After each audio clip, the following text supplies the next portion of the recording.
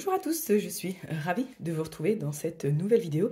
Donc c'est une vidéo que j'avais déjà faite sur les fractions égales, mais je la refais parce qu'en fait l'ancienne vidéo avait été coupée et c'est vrai qu'on ne voit pas du tout les explications et c'est quand même bien dommage pour les enfants et les parents qui veulent aider leurs enfants. Alors, c'est un niveau 5e, il faut le savoir, on voit les fractions égales en 5e, mais aussi on le voit en primaire, donc vous retrouverez cette vidéo dans la playlist primaire également, ou alors si vous la regardez, vous êtes dans la playlist primaire, et bien vous la retrouverez aussi en 5e. Alors les fractions égales, on va tout de suite passer aux exemples. Donc par exemple, je peux prendre 3/4 et je voudrais donner une fraction équivalente, mais avec un dénominateur de 8. Eh bien, je vais me poser la question, 4 fois combien pour faire 8 ? En utilisant les tables, on se rend compte que c'est 4 fois 2. Eh bien, je vais également devoir multiplier par 2 le résultat au numérateur.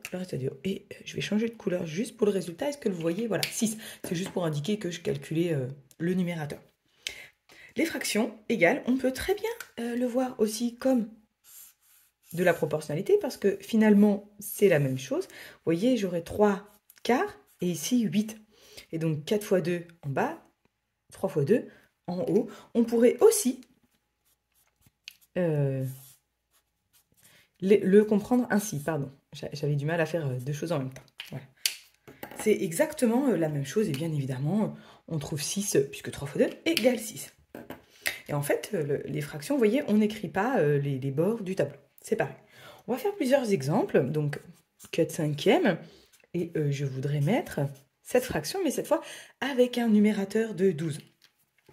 Là, encore, je me pose la question, 4 fois combien pour faire 12? Eh bien, c'est 3. Donc, en bas, je vais également devoir multiplier par 3. Et ça me fait donc, c'est pas la bonne couleur, 15.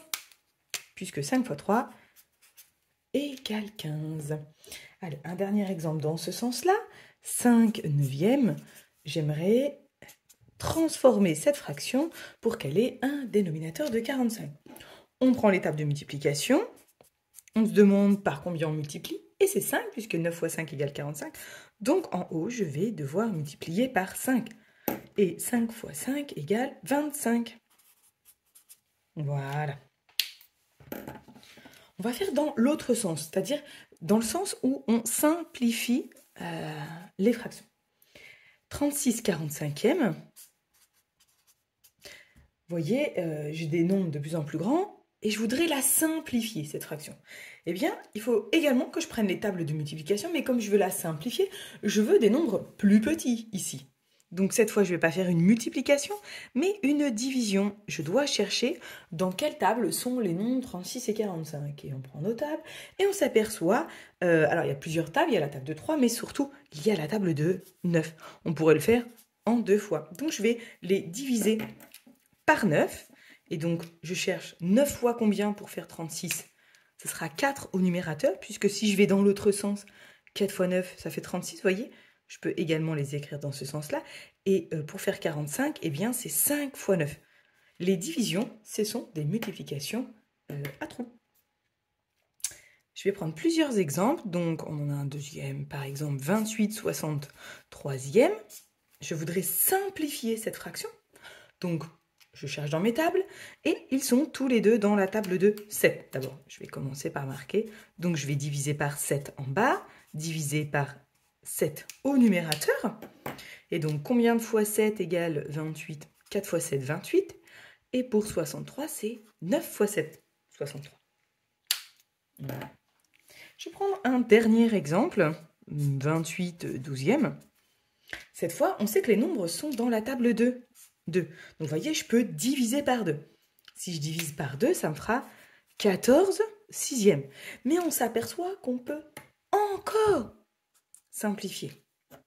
Donc là, je marque que nous avons fait une division par 2. Voilà.